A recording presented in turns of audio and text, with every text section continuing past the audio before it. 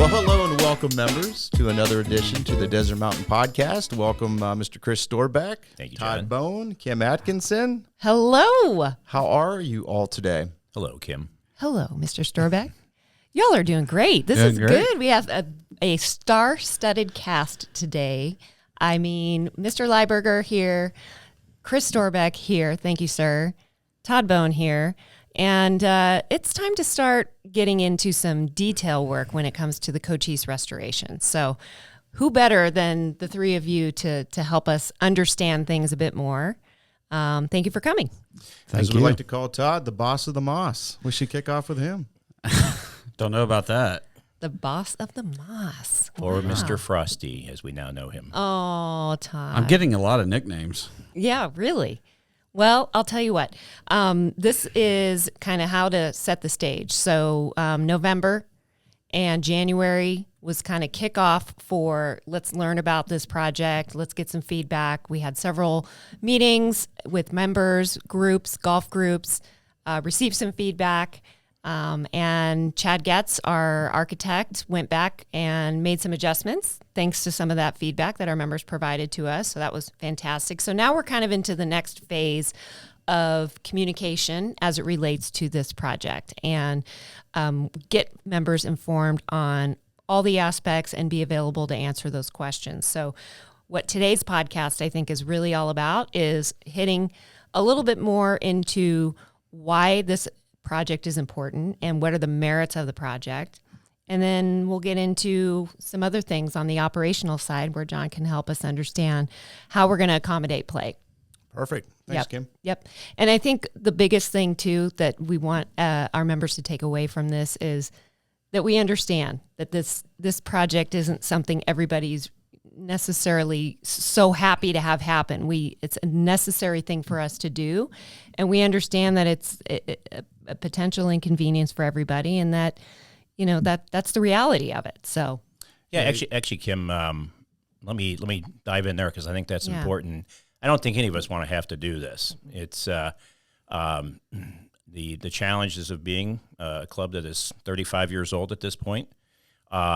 We've over the years had a lot of deferred maintenance, and it's time that we've got to deal with those things. And unfortunately, we've got several things that are in play over the next 5+ years probably. So, but we all joined here. I think when I arrived, I walked into the Cochise Agronomy clubhouse and went, "Wow, this is pretty cool." And that was 20 years ago. And I don't know about you guys, but 20 years ago, I was a different person, sitting to the doctors often. But Really? You sure? Yeah, well, my wife might say something different, but I think this is like maintaining your house. You're going to have to replace your roof. You're going to have to paint your house, remodel your house, and I think that's the other thing that this all ties into as we go forward.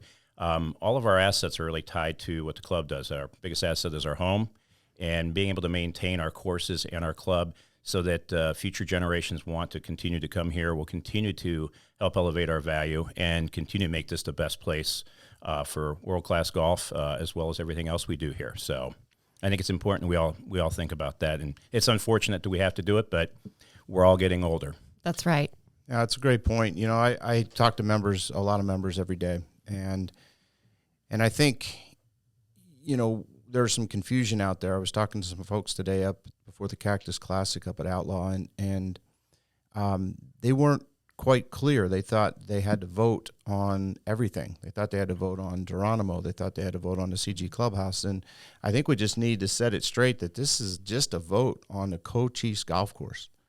There'll be other presentations. There'll be other, informational meetings and so forth. And I'm sure plans will change and things will happen as you go further out. But, this particular vote is just the Cochise Golf Course, and it absolutely needs to be done. I mean, there's no doubt about it. And I don't think anybody really argues with that.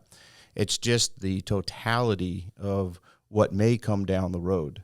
So, just kind of set the stage on that as we go forward, too, that we really just need to focus on getting Cochise, back to function and to where it needs to be before something really catastrophic happens, like loss of a pump house or, mainline breaks multiple places, things like that. which I know Todd can talk about.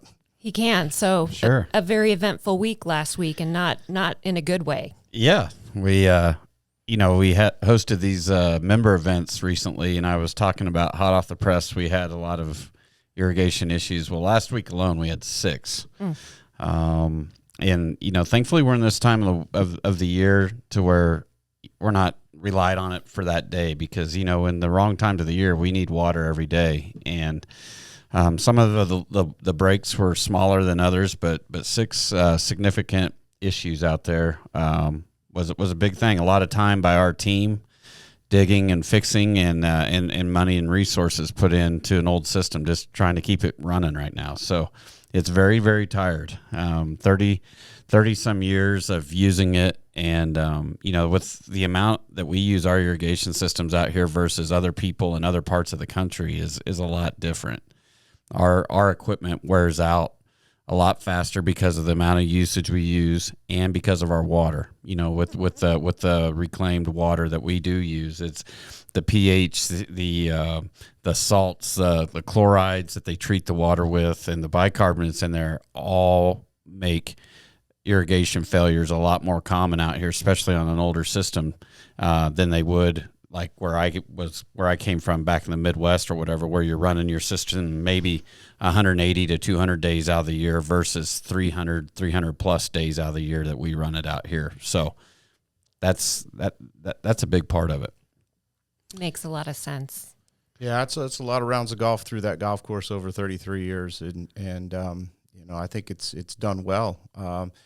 And I really like the fact that we've got great input from our members, all different golf groups, men, women, just feedback that allowed us to work with the architect to come up with a plan that I hope everybody's going to enjoy. Might be 1 or 2 things that not everybody agrees on, but at the end of the day, as you said earlier, Mr. Storbeck, when you were in the 80s, you operated differently than you do today. You didn't hit the golf ball as far in the 80s as you probably hit today. At least it didn't go as far given the same swing speed. So I think there's some real opportunities out there to really get it ready for the next 30, 40 years to come. And that Cochise will stand the time. And if I could just some of the merits, on our list, just kind of go through these on the golf course a little bit, to your point. If you play out there and you catch us like after we have a rainstorm or we've had a head stick on somewhere, a lot of things that people don't see is like the drainage under the ground. A lot of our drainage, I'm not going to say all of it, but probably 85 to 90% of it out there is failing. It will not drain. We have to surface drain everything, which isn't a good situation for turf conditions, depending on when it happens. So that's one of the many things. The greens out there, I've documented that numerous times about the organic matter buildup in the top, 1 to 2 inches is really significant out there. The lab that I test on, Cochise is like in the top 3% of every course they've ever tested, which is pretty significant. Yeah, not a ranking. Not a ranking we want to be on. At the 5.5% organic matter that I talked about in that top inch, that's a real number. And yes, since I've been here in the past year and a half, we've put a little dent in that. And I think the greens are performing marginally better, but they're still significantly past their useful life. The drainage doesn't work in them. And we continue to have issues with disease issues and things on there that we have to battle and playability, and they just don't play like the rest of our greens on the mountain do. And that's what we're trying to get is consistency. And then you got the bunkers. You go to the bunkers; those are original bunkers from the 80s. They had new sand put in them at some point, but no liners in them. The drainage is just as bad in that as a golf course, if not worse. And so that comes back to the playability, the consistency, the product that we want, past the useful life. And it's unfortunately it's reached a point where we're at a no end right now, where we gotta fix this and redo it, because people ask, why do these bunkers play different here than they play here and that sort of thing. Well, that's why. We have bunkers of all different ages on this mountain, those being the oldest ones on the mountain. And then, why can't we just do the irrigation system seems to be a big question, and I haven't even talked about the pump station, but I can talk about the pump station too. Our pump station is really, really, really bad. It's held together by duct tape and baling wire down there, and I kidded that in the meetings, but it's pretty true. We're doing everything we can. It's a 30-plus-year-old pump station. Try go finding parts for a 30-plus-year-old pump station that are readily available to get here when you do have a failure.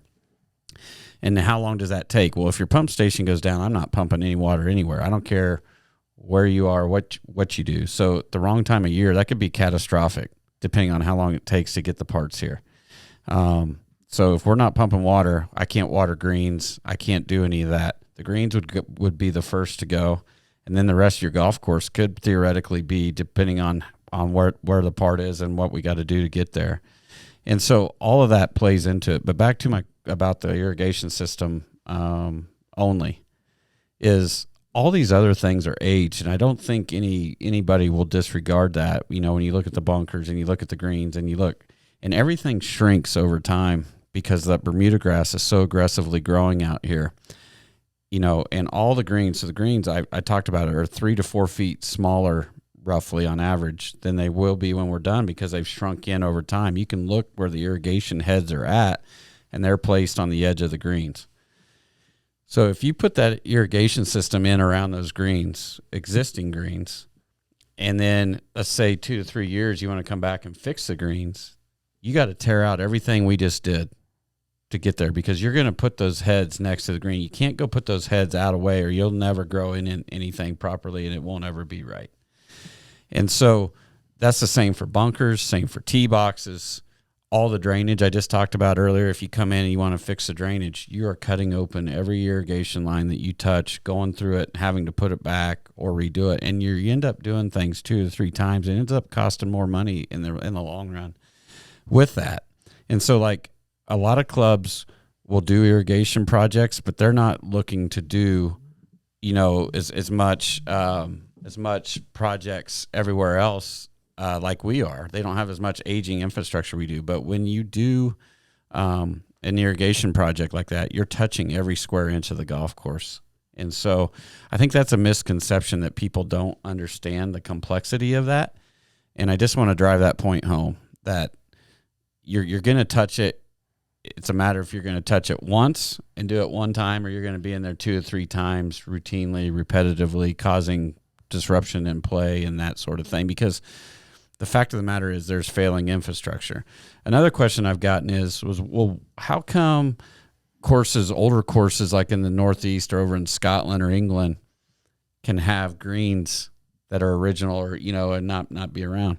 Well, they're not exposed to the harsh conditions that we are, like with the water, with some of that thing, some of that stuff that messes up in your soil profiles and holds on. And that's the difference. And just over time, all that builds up and ages up. That's why the aerification processes and top dressing processes and everything we do is very important to be on a routine to do that.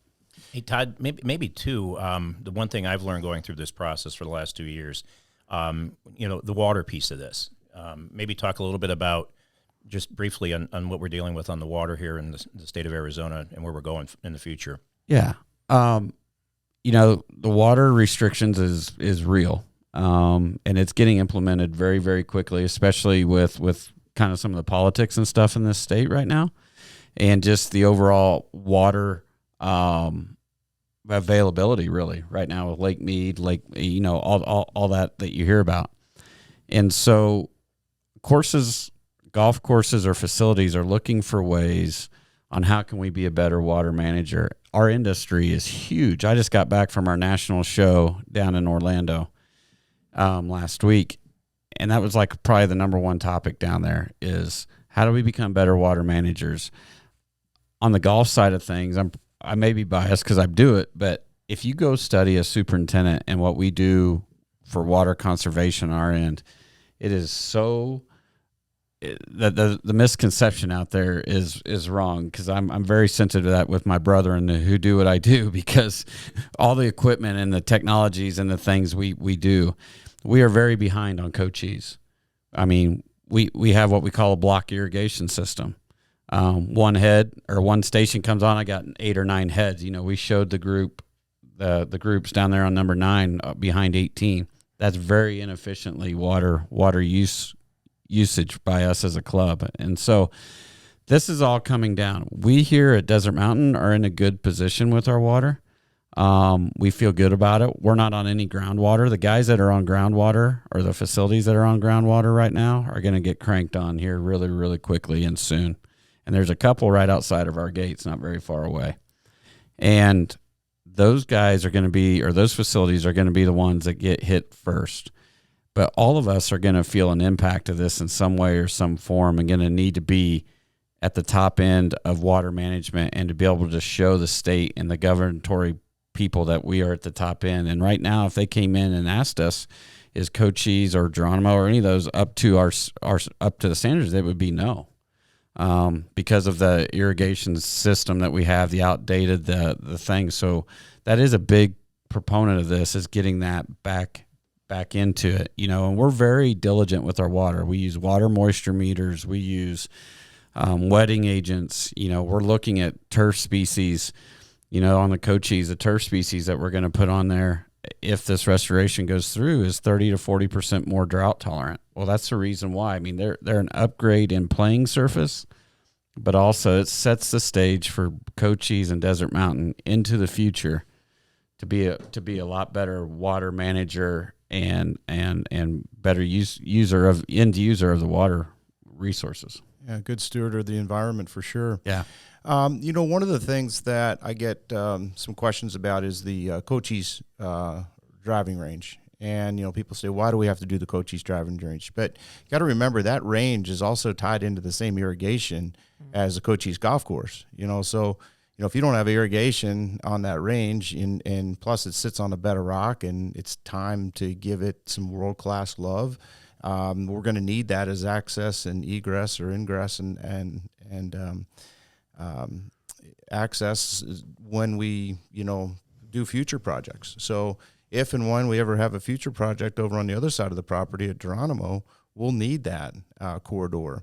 And we might as well make it so we can plan for the future. We can put the best turf grass down there like we did at Renegade, more drought tolerant, more, picker resistant, as I'll say, and better targets, better practice areas, putting greens, short game areas, bunker practice. So it all ties together, but really, if you think about it, it ties right into the irrigation, and you might as well do them simultaneously.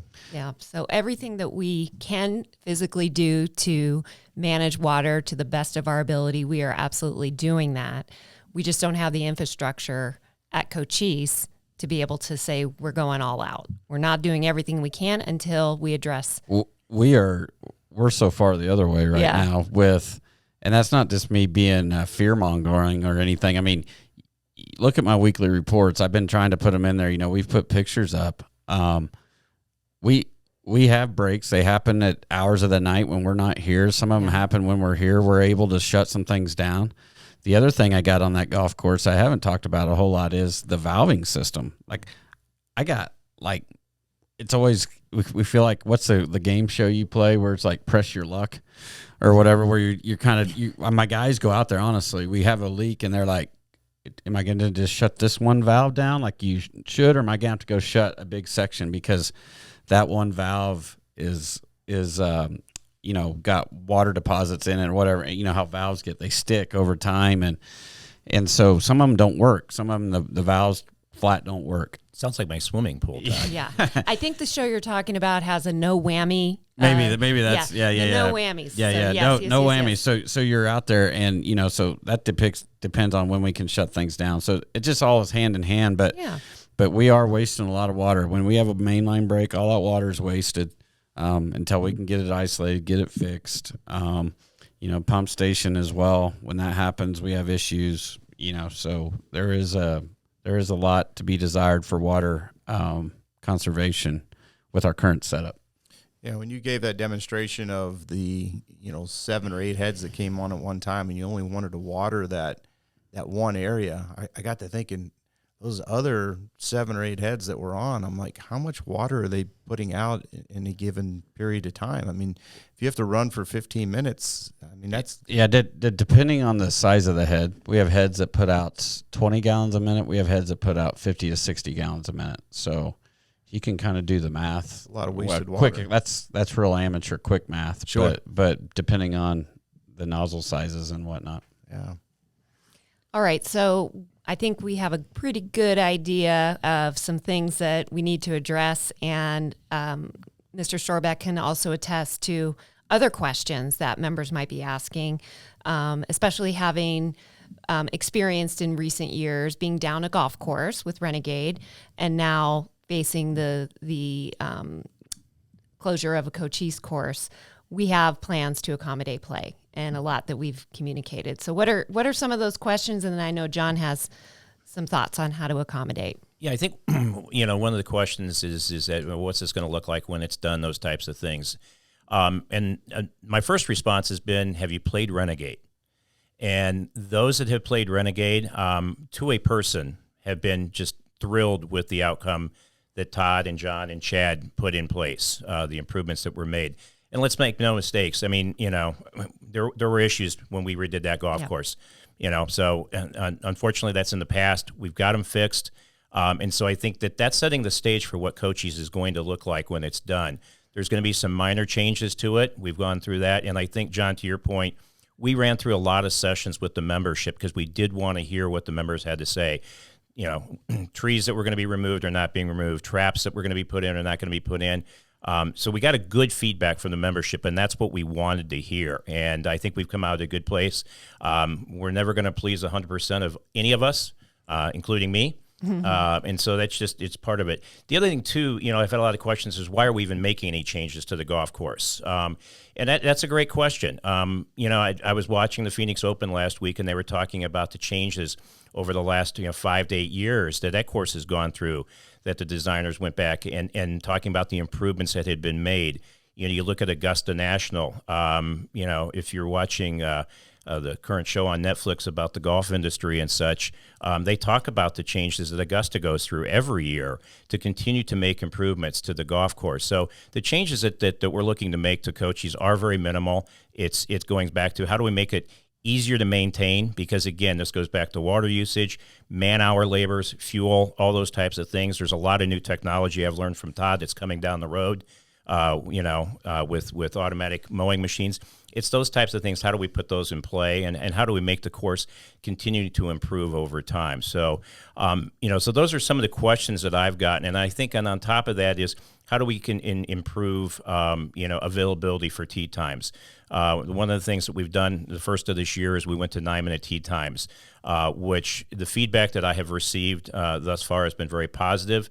Not only have we gone to the 9-minute tee times, which, John, I think that gives us roughly, at this time of year, about another 90 rounds or 100 rounds a day in there. That will continue to improve as daylight gets longer, so we'll have even more times. Plus, then we're making sure that the pros are out on the golf course, maintaining pace of play.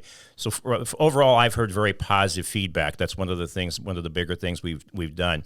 We've also looked at the tournament schedule as we go down into the fall. And I would tell you there's two things. One is not only what that does, with the course coming down, what do we've got to look at, but the other thing, again, working with Todd and the team here is, how do we continue to make sure that we're going in and out of these overseed periods and transition periods in a manner that gives us a long-term playability capabilities in the peak time of the year. Up and down Pima Road, we have been skirting this issue for years. Is that most of the courses are cart path only. It's not something that we want to do, but it's something we're probably going to have to take a look at as we go forward to continue to maintain best conditions for the long term. So there's a lot of different things on the tournament play that we're looking at that I'll let John touch on. But overall, there's two things. One is what can we do to continue to improve play, but also how can we continue to make the playing conditions better here at Desert Mountain, not for a 30-day period of window, but for a 8-month period of window, because that's ultimately what we want here. And again, being a member here for 20 years, when I got here, The developer had a different mindset. They were here to build houses, sell property, and move on. So we've come to a completely different situation now where we're a fully operational private club, and that changes the dynamics, which is great for all of us. It's helped, grow our friendships amongst the membership, much broader group of people here. It's helped our property values, those types of things. So this is really what, while Lyle never probably, in his mind, envisioned what we've come to as far as what we have today, but the size and thing he definitely did from the lot standpoint. Mm-hmm. So I think that as we go into the fall, I think we're going to continue to find ways to improve this. But the 9-minute tee times, I think, has been probably one of the bigger things. Just think about that. That's 100 tee times a day today.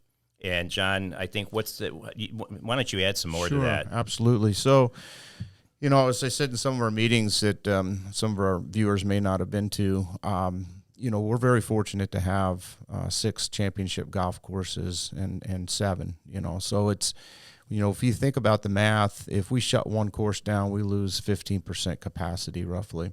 If a 36-hole course shuts down one of their courses, they lose 50% of their capacity. Single course loses 100%. It's pretty simple. So for us to lose 15% capacity and then come back with 9-minute tee times and pick up close to 100 rounds of golf a day, that gets us almost back to where we were. It almost gives us another golf course. And then, tag on top of that the ability to move some of our tournaments around in peak seasons, for that October, November timeframe. That's critical for us to get capacity because we're coming out of overseed where we've got members that are coming, if they're not living here year round, coming back to the club, expecting to pick up right where they left off from their summer months and fall golf in their cooler climates. And they're ready to go. They're primed. They want to play, and then they can't get a tee time. So Dos Amigas, Rattler will all move to the spring time frame. We'll put them in the men in the Gunsmoke time spot. We'll put the ladies member Dos Amigas in that spot. We'll put Rattler in a kind of a May time frame, and it'll give us the opportunity to really free some things up for us in the fall on our 6 championship golf courses. So I'm excited about that. I'm also we'll do some things with guests. The other thing with Pima Road, when everybody else is closed, guess who their friends call that are at Whisper Rock or Desert Highlands or any of the other golf courses that are overseeding? They call us. Mm-hmm. So they call their friends, and their friends want to bring them out to play. But I think if we can get that capacity back for our members, we have so many, 50% of our play is group golf, 50% is individual request tee times. And if we can create a great balance and give everybody an equal opportunity and a good playing conditions out here, Desert Mountain, they're going to appreciate that. And then in the summertime, when we're down to, for our summer golf courses, we're down to Geronimo and Outlaw, we'll continue with our reciprocal. I just met with a tour operator today. We're looking at putting some trips together as well. We'll get some members off property. We'll get to maybe go down and do some overnights and visit some other golf courses in the great state of Arizona or otherwise, and we'll have some fun. So we'll put some programming together and we'll try to create some capacity that way. That sounds great. Well, so this whole process is about educating our members, providing as much information as possible, having questions answered. We don't want anyone walking in to vote on this thinking they're voting for other things. This is all about the restoration of the Cochise Golf Course and nothing more, as far as our plans are concerned. And so what we've done on a communication side, we're going to keep doing video work. We're going to do more podcasting. We're also going to set up kiosks with information. So Mountain Minute Extra is going to be hitting newsstands soon. So you'll see these at the CG Clubhouse and at Sonoran, and maybe the men's grill floating around there. Might have you deliver a few of those in there for me. And we'll continue to evolve communication based on what questions we're hearing that are out there. So I love getting the feedback and making sure that our communication is on point with honoring those questions and answering them so that we're appropriate and that we're accurate. And Kim, if I could add one more thing. So we've got, I think we've done, John and Todd, maybe a dozen sessions thus far. We have 4 more in the month of March. That'll be the final 4 on the Cochise Restoration. If I could encourage every member that has not attended, please attend these, because it is, as I like to say, an informed member is our best member. It's a way for you to understand what's going on, ask questions. So I would encourage you and ask your friends to go with you, because the more we get people involved, that's how we get the feedback, and that's really what we want, and that's the process in action. And the other thing, too, is if you have questions that, as I like to say, is we've got social media up here. It's called the Rumor Mill. And if you have questions or anything that you or your friends, pick up the phone and call a board member. Call me. I love talking to members. It gives me a chance to meet new people and also educate people on the reality. And if I can't answer the question, I'll find it out. But I would encourage you to make sure you ask the questions of both your board members as well as the management team, John, Todd, Damon, and crew, because we want to make sure that you have all the information. And to your point, this is just on the Cochise Golf Course. The other projects will come down the path, and again, all these will be voted on by the membership. So at the end of the day, the members have the final say in this. So we don't spend money without the members' approval. So I think that's really important also to put on. And we will do a lot of feedback when we get to the Cochise Geronimo Clubhouse and Geronimo Golf Course, much like we've done the Geronimo project or the Cochise project here. And having been at clubs where you've had votes for things like this and other construction projects, there's always a core group that goes, it'll just pass. I don't need to vote. No, vote. Everybody needs to vote. Become informed and ask questions. Ask That's questions. right. So the meetings that we're referring to where we can provide more information, answer any questions, those are March 7th and March 8th.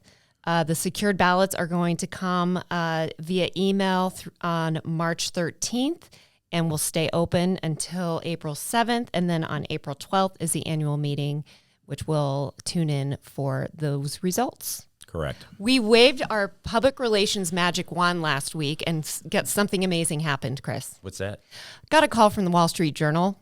Wanted to know if we had any, short courses maybe at Desert Mountain that are on trend in the golf industry. And thank you, John Lyberger, for spending some time doing that interview for us with the Wall Street Journal. You're welcome. Wow. You're welcome. Those are always great exposures. Things like that, Kim, when you tie it back into like the Cochise project. Yeah. When it's finished, for those that actually care about, rankings and exposure, that golf course will be one of the best in state, if not in the top 100. I mean, it's a great golf course. And, it's a bold statement to talk about the top 100 because, there's quite a lot of evaluations. You'll need about 70 different evaluations over a 2-year period to actually get into that. But best in state, we have 3 of our golf courses right now that are best in state, and I think we could have all 6 best in state. But thanks. Yeah, that was a fun article, and I think anything like that is great exposure. It's good exposure. It's good for a positive word of mouth. We can buy media. We can send out, all kinds of emails and do advertising. But when you get that third-party endorsement from a publication, especially like the Wall Street Journal, that goes a long way, not only just for the club, but for those who own homes here, for our real estate values. It's just great. No, Kim, I think that, looking back over time, I mean, putting Desert Mountain at the forefront of the golf business and club business is absolutely critical as we go forward. I mean, it's something, as my last year winds up here on the board 6 years ago, this was one of the things that we identified is how to resurrect the Desert Mountain brand that had been built over years with the skins game and those types of things that Lyle had originally put on, not the tradition that Lyle had put into place here early on. And, recently we were awarded the Platinum Club Award, which, I was part of that process, and that's a grueling process. It's not something that is handed out, just nilly-willy. And I think, as we look at the other clubs around the country, especially in the Alliance group, which is our peer group is what we look at, those are the top clubs. They're the Congressionals, they're the Baltusrolls, they're the Southern Hills. And those are the courses that we compare ourselves to. And to be able to have that Platinum Club Award was absolutely critical. And as we look down the road and continue to, the club business is really, it's a business. This is a business. It's a different business than most of us have operated in. We're a nonprofit, but as you look at the club business, is the feeder system for all of us here, as we all age, unfortunately, is making sure that we have newer people to replace us as we go forward and leaving a legacy that we have as a club. So I've got 3 nephews I talk about quite frequently that are all, golfers, and they all started playing golf here at Desert Mountain. They live in Iowa, but, they aspire to become members here at some point. So these types of publications and these types of rankings and positioning within the industry is absolutely critical for our long-term as a club, our property values as we go forward. So these are all critical things that quite honestly, over the last 6 years on the board, these were things that we aspired to set out as far as the strategic plan went. Fits in with a vision statement and a mission statement. It absolutely does. That's why we put that into all of our presentations, because if what we're about to speak about doesn't align with our core values, we don't do it. Absolutely. All right. Well, anything else we wanted to add today to help move this forward? I would just like to thank all the members thus far that have attended, Yes. asking the questions and becoming actively involved in the process. So thank you very much. That's what makes this place rock is when you get involved and participate. That's the only way we get better. Yeah. Absolutely. Thank you very much, members. Thank you so much for being here today, Todd, John, Thank you. Chris. Thank you. Thank you, members.